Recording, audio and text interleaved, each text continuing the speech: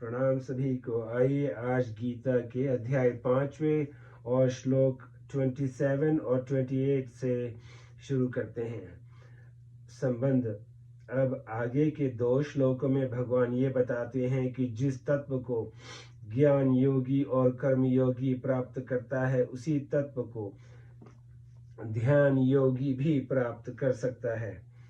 ध्यान योग साधक को स्वतंत्रता से परमात्मा की प्राप्ति कराता है एवं कर्म योग और ज्ञान योग और भक्ति योग के साधकों द्वारा भी इसका उपयोग किया जा सकता है। जप, ध्यान, सत्संग और स्वाध्याय ये प्रत्येक साधक के लिए उपयोगी हैं और आवश्यक भी। स्पर्शान् कृत्वा बहिर्बाहां शुचैर्वान्तरे भ्रुवौ प्राणापानौ समौ कृत्वा नासाभ्यन्तरचारिणौ यतेन्द्रियमनोबुद्धिर्मुनिर्मोक्षपरायण विगतेच्छा भयक्रोधो य सदा मुक्त एव स। बाह्य पदार्थों को बाहर ही छोड़कर और नेत्रों की दृष्टि को बाहों के बीच में स्थित करके तथा नासिका में विचरने वाले प्राण और अपान वायु को सम करके जिसकी इंद्रियां, मन और बुद्धि अपने वश में है, जो मोक्ष परायण है तथा जो इच्छा, भय और क्रोध से सर्वथा रहित है, वह मुनि सदा मुक्त ही है। व्याख्या। स्पर्शान कृत्वा बहिर्बाहा, परमात्मा के सिवाय सब पदार्थ बाह्य है। बाह्य पदार्थों को बाहर ही छोड़ देने का तात्पर्य है कि मन से बाह्य विषयों का चिंतन न करें। बाह्य पदार्थों के संबंध का त्याग कर्म योग में सेवा के द्वारा और ज्ञान योग में विवेक के द्वारा किया जाता है। यह भगवान ध्यान योग के द्वारा बाह्य पदार्थों से संबंध विच्छेद की बात कह रहे हैं। ध्यान योग में एकमात्र परमात्मा का ही चिंतन होने से बाह्य पदार्थों से विमुखता हो जाती है। वास्तव में बाह्य पदार्थ बाधक नहीं है, बाधक है इनसे राग पूर्वक माना हुआ अपना संबंध। इस माने हुए संबंध का त्याग करने में ही उपयुक्त पदों का तात्पर्य है। चक्षुष्वचैवान्तरे भ्रुवो, यह भ्रुवो अंतरे पदों से दृष्टि को दोनों बाहों के बीच में रखना अथवा दृष्टि को नासिका के अग्रभाग पर रखना, ये दोनों ही अर्थ लिए जा सकते हैं।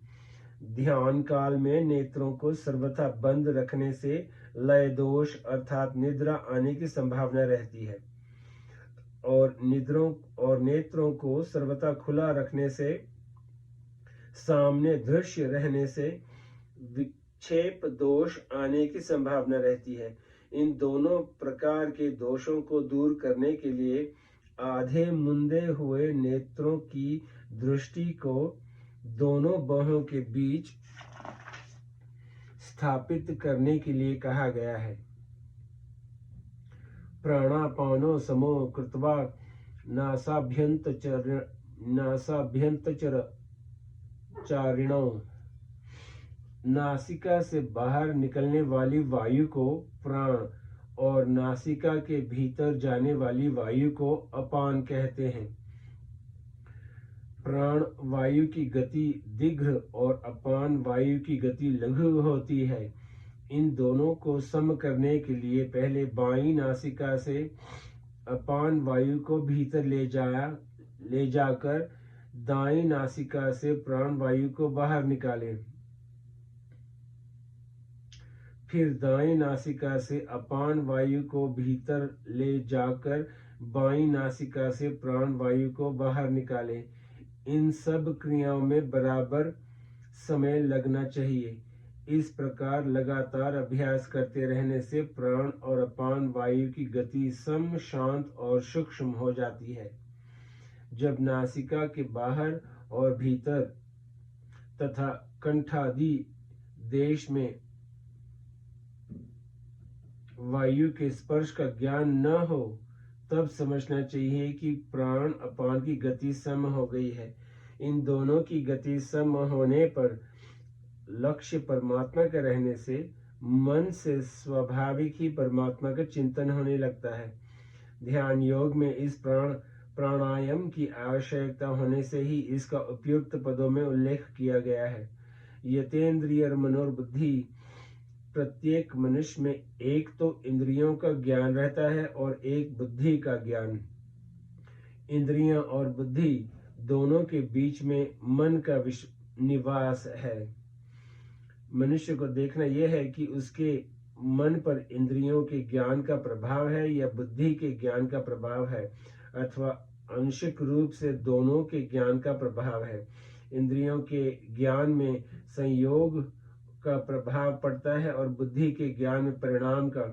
जिन मनुष्यों के मन पर केवल इंद्रियों के ज्ञान का प्रभाव है, वे संयोग जन्य सुख भोग में ही लगे रहते हैं, और जिनके मन पर बुद्धि के ज्ञान का प्रभाव है, वे परिणाम की ओर दृष्टि रहने से सुख भोग का त्याग करने में समर्थ हो जाते हैं। न तेषु रमते बुद्ध। प्राय साधकों के मन पर आंशिक रूप से इंद्रियों और बुद्धि दोनों के ज्ञान का प्रभाव रहता है। उनके मन में इंद्रियों तथा बुद्धि के ज्ञान का द्वंद्व चलता रहता है, इसीलिए वे अपने विवेक को महत्व नहीं दे पाते और जो करना चाहते हैं उसे कर भी नहीं पाते। यह द्वंद्व ही ध्यान में बाधक है। अतः यह मन बुद्धि तथा इंद्रियों को वश में करने का तात्पर्य है कि मन पर केवल बुद्धि के ज्ञान का प्रभाव रह जाए, इंद्रियों के ज्ञान का प्रभाव सर्वथा मिट जाए। मुनिर्मोक्ष परायण, परमात्मा प्राप्ति करना ही जिसका लक्ष्य है, ऐसे परमात्मा स्वरूप का मनन करने वाले साधक को यहाँ मोक्ष परायण कहा गया है।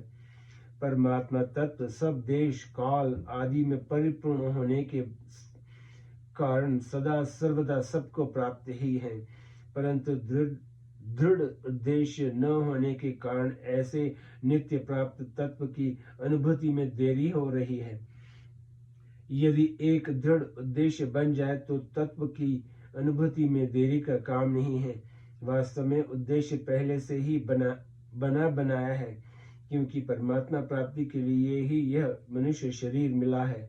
केवल इस उद्देश्य को पहचानना है। जब साधक इस उद्देश्य को पहचान लेता है, तब उसमें अपने परमात्मा प्राप्ति की लालसा उत्पन्न हो जाती है। यह लालसा संसार की सब कामनाओं को मिटाकर साधक को परमात्मा तत्व का अनुभव करा देती है। अतः परमात्मा प्राप्ति के उद्देश्य को पहचानने के लिए ही यहाँ मोक्ष परायण पद का प्रयोग हुआ है। कर्म योग, ज्ञान योग, ध्यान योग, भक्ति योग आदि सभी साधनों में एक दृढ़ निश्चय या उद्देश्य की बड़ी आवश्यकता है। अगर अपने कल्याण का उद्देश्य ही दृढ़ नहीं होगा तो साधन से सिद्धि कैसे मिलेगी।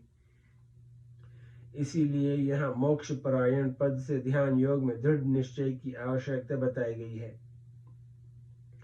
विगते चिच्छा भय क्रोधो, या अपनी इच्छा की पूर्ति में बाधा देने वाले प्राणी को अपने से सबल मानने पर उससे भय होता है और निर्बल मानने से उस पर क्रोध आता है। ऐसे ही जीने की इच्छा रहने पर मृत्यु से भय होता है और दूसरों से अपनी इच्छा पूर्ति करवाने तथा दूसरों पर अपना अधिकार जमाने की इच्छा से क्रोध होता है। अतः भय और क्रोध होने में इच्छा ही मुख्य है। यदि मनुष्य में इच्छा पूर्ति का उद्देश्य न रहे, प्रत्युत एकमात्र परमात्मा प्राप्ति का उद्देश्य रह जाए, तो भय क्रोध सहित इच्छा का सर्वथा अभाव हो जाता है। इच्छा का सर्वथा अभाव होने पर मनुष्य मुक्त हो जाता है। कारण की वस्तुओं की और जीने की इच्छा से ही मनुष्य जन्म मरण रूप बंधन में पड़ता है। साधक को गंभीरता पूर्वक विचार करना चाहिए कि क्या वस्तुओं की इच्छा से वस्तुएं मिल जाती हैं और क्या जीने की इच्छा से मृत्यु से बच जाते हैं। वास्तविकता तो ये है कि न तो वस्तुओं की इच्छा पूरी कर सकते हैं और न मृत्यु से बच सकते हैं। इसीलिए यदि साधक का यह दृढ़ निश्चय हो जाए कि मुझे एक परमात्मा प्राप्ति के सिवाय कुछ नहीं चाहिए, तो वह वर्तमान में ही मुक्त हो सकता है। परंतु यदि वस्तुओं की और जीने की इच्छा रहेगी तो इच्छा कभी पूरी नहीं होगी और मृत्यु के भय से भी बचाव नहीं होगा तथा क्रोध से भी छुटकारा नहीं होगा। इसीलिए मुक्त होने के लिए इच्छा रहित होना आवश्यक है। यदि वस्तु मिलने वाली है तो इच्छा किए बिना भी मिलेगी और यदि वस्तु नहीं मिलने वाली है तो इच्छा करने पर भी नहीं मिलेगी। अतः वस्तु का मिलना या न मिलना इच्छा के अधीन नहीं है, प्रत्युत किसी विधान के अधीन है। जो वस्तु इच्छा के अधीन नहीं है उसकी इच्छा को छोड़ने में क्या कठिनाई है। यदि वस्तु की इच्छा पूरी होती हो तो उसे पूरी करने का प्रयत्न करते और यदि जीने की इच्छा पूरी होती हो तो मृत्यु से बचने का प्रयत्न करते। परंतु इच्छा के अनुसार न तो सब वस्तुएं मिलती हैं और न मृत्यु से बचाव ही होता है। यदि वस्तुओं की इच्छा न रहे तो जीवन आनंदमय हो जाता है और यदि जीने की इच्छा न रहे तो मृत्यु भी आनंदमयी हो जाती है। जीवन तभी कष्टमय होता है जब वस्तुओं की इच्छा करते हैं और मृत्यु तभी कष्टमयी होती है जब जीने की इच्छा करते हैं। इसीलिए जिसने वस्तुओं की और जीने की इच्छा का सर्वथा त्याग कर दिया है वह जीते जी मुक्त हो जाता है, अमर हो जाता है। सदा मुक्त एवं उत्पत्ति विनाशशील पदार्थों के साथ अपना संबंध मानना ही बंधन है। इस माने हुए संबंध का सर्वथा त्याग करना ही मुक्ति है। जो मुक्त हो गया है उस पर किसी भी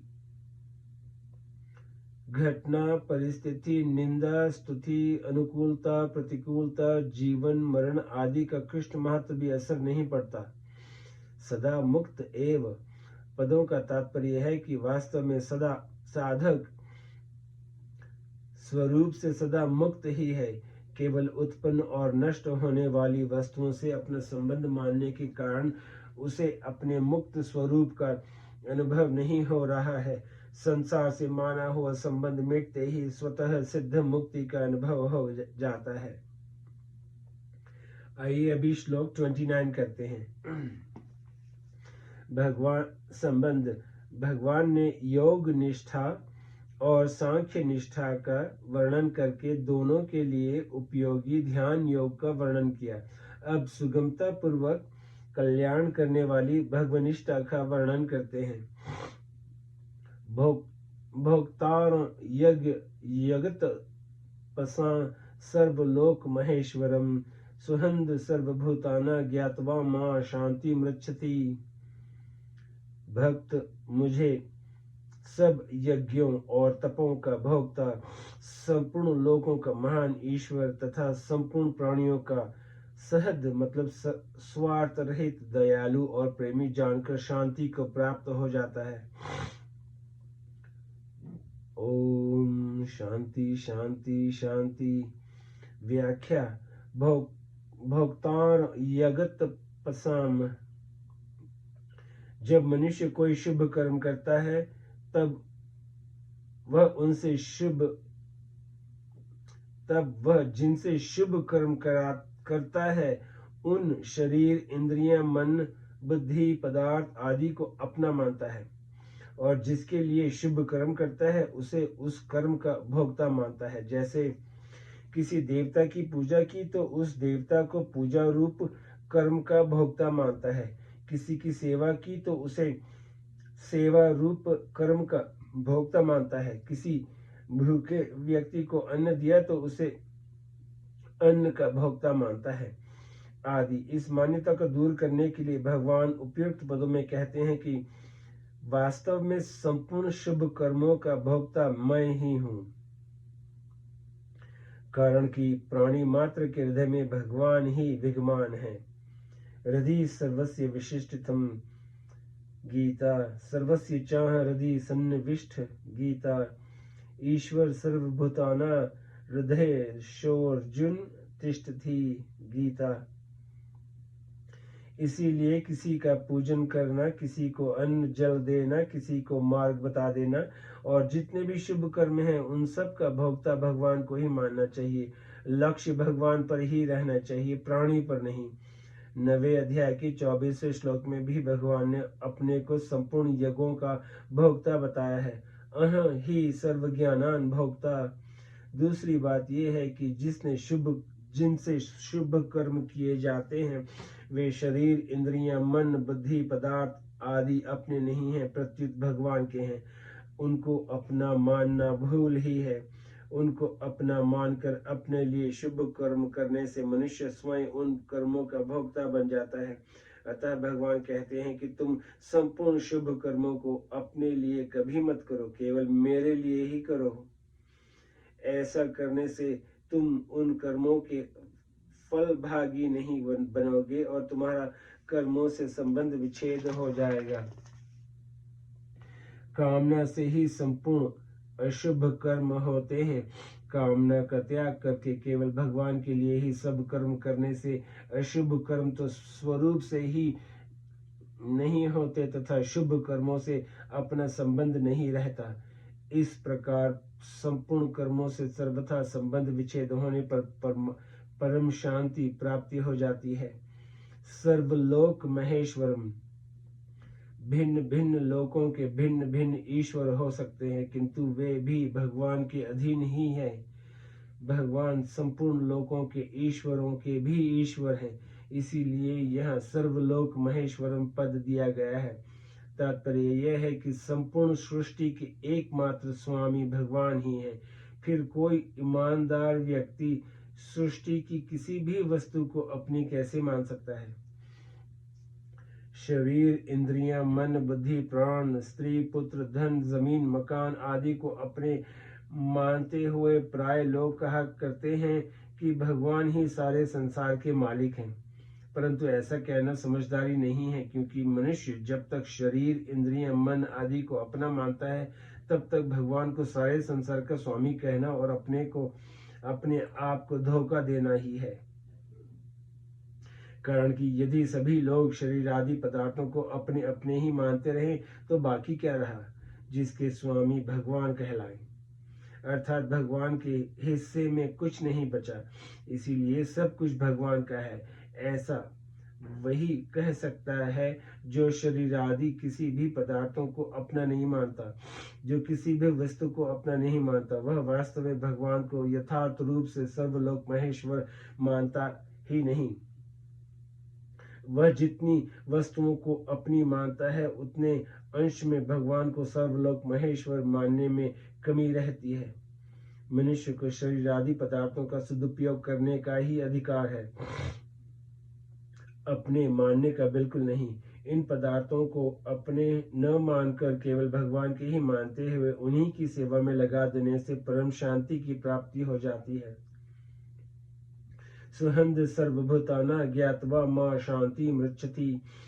जो संपूर्ण लोकों के ईश्वरों के भी ईश्वर हैं, वे बिना कारण स्वाभाविक ही प्राणी मात्र का हित करने वाले, प्राणी मात्र की रक्षा करने वाले तथा प्राणी मात्र से प्रेम करने वाले हैं, और ऐसा हितैषी रक्षक तथा प्रेमी दूसरा कोई नहीं है।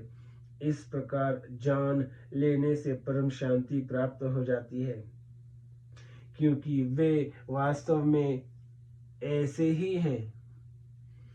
यह जानने का अर्थ है दृढ़ता पूर्वक मानना। मानना जानने से कमजोर नहीं होता, इसीलिए दृढ़ता से मान लेना भी जानना ही है।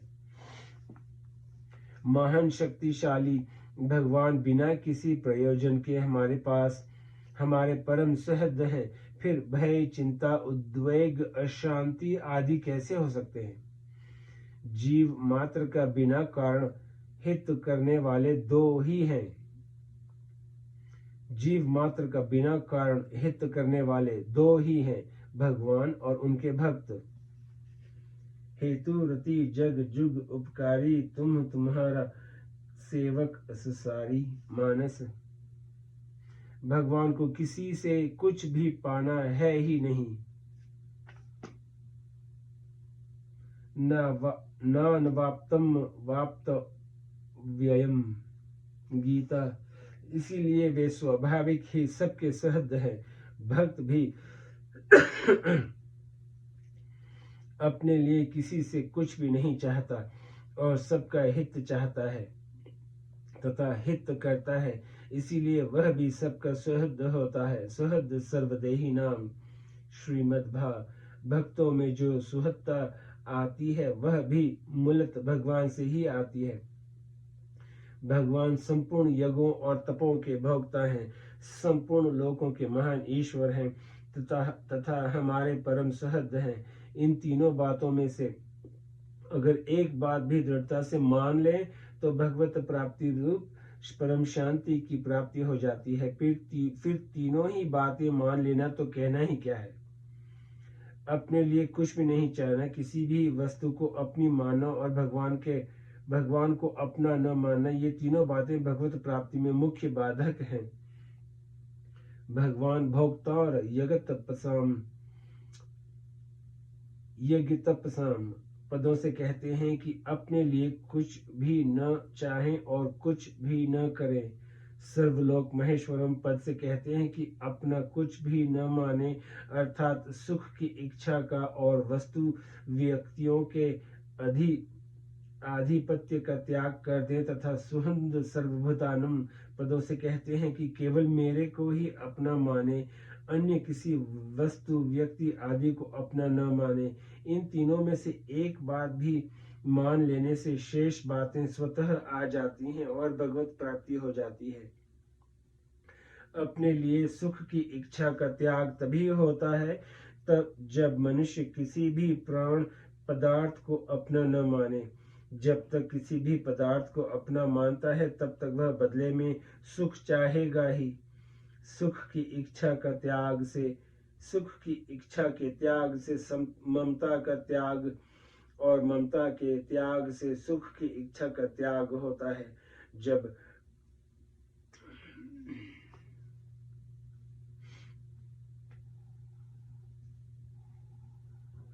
जब सब वस्तु व्यक्तियों में ममता का त्याग हो जाता है तब एकमात्र भगवान ही अपने रह जाते हैं। जो किसी को भी अपना मानता है वह वास्तव में भगवान को सर्वथा अपना नहीं मानता। कहने को चाहे तो कहता रहे कि भगवान मेरे हैं, माने हुए संबंध का अभाव होने से भगवान से अपनी सच्ची आत्मीयता जागृत हो जाती है। तात्पर्य ये निकला कि चाहे सुख की इच्छा का त्याग हो जाए, चाहे ममता का अभाव हो जाए और चाहे भगवान में सच्ची आत्मीयता हो जाए, इसके होते ही परम शांति का अनुभव हो जाएगा। कारण कि एक भी भाव दृढ़ होने पर अन्य भाव भी साथ में आ ही जाते हैं। एक तो कर्म करना चाहिए और दूसरा कर्म करने की विज्ञा आनी चाहिए। जब मनुष्य कर्म तो करता है पर कर्म करने की विज्ञा नहीं जानता, अथवा कर्म करने की विज्ञा तो जानता है पर कर्म नहीं करता, तब उसके द्वारा सुचारू रूप से कर्म नहीं होते। इसीलिए भगवान ने तीसरे अध्याय में कर्म करने पर विशेष जोर दिया है और साथ में कर्मों को जानने की बात भी कही है, और चौथे अध्याय में कर्मों का तत्व जानने पर विशेष जोर दिया है और साथ में कर्म करने की बात भी कही है। पांचवें अध्याय में यद्यपि कर्मयोग और सांख्य योग दोनों के द्वारा कल्याण होने की बात आई है, तथापि भगवान ने सांख्य योग की अपेक्षा कर्मयोग को श्रेष्ठ बताया है। इस अध्याय में भगवान ने क्रम पूर्वक कर्मयोग और सांख्य योग का वर्णन करके फिर संक्षेप से ध्यान योग का वर्णन किया है और अंत में संक्षेप से भक्ति योग का वर्णन किया है, जो भगवान का मुख्य ध्येय है। ये अध्याय आज यहाँ समाप्त हुआ। ओम तत्सदिति श्रीमद्भगवत गीता उपनिषत्सु ब्रह्मा विज्ञा योग शास्त्रे श्री कृष्ण अर्जुन संवादे कर्म संन्यास योगो नाम पंचमोध्याय। इस प्रकार ओम तत्सत इन भगवत नामों के उच्चारण पूर्वक ब्रह्म विज्ञा और योग शास्त्रमय श्रीमद्भागवत गीतोपनिषद रूप श्री कृष्ण अर्जुन संवाद में कर्म संन्यास योग नामक 5वां अध्याय पूर्ण हुआ।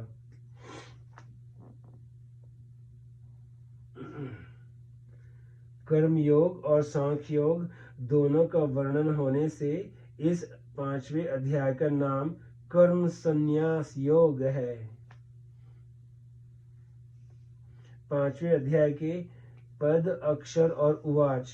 इस अध्याय में अतः पंचम अध्याय के 3 अर्जुन उवाच आदि पदों के 4 श्लोकों का 352 और पुष्पिका के 13 पद हैं। इस प्रकार संपूर्ण पदों का योग 372 है। इस अध्याय में अतः पंचम अध्याय के 7 अर्जुन उवाच आदि पदों के 13 श्लोकों के 928 और पुष्पिका के 48 अक्षर हैं। इस प्रकार संपूर्ण अक्षरों का योग 996 है। इस अध्याय के सभी श्लोक 32 अक्षरों के हैं।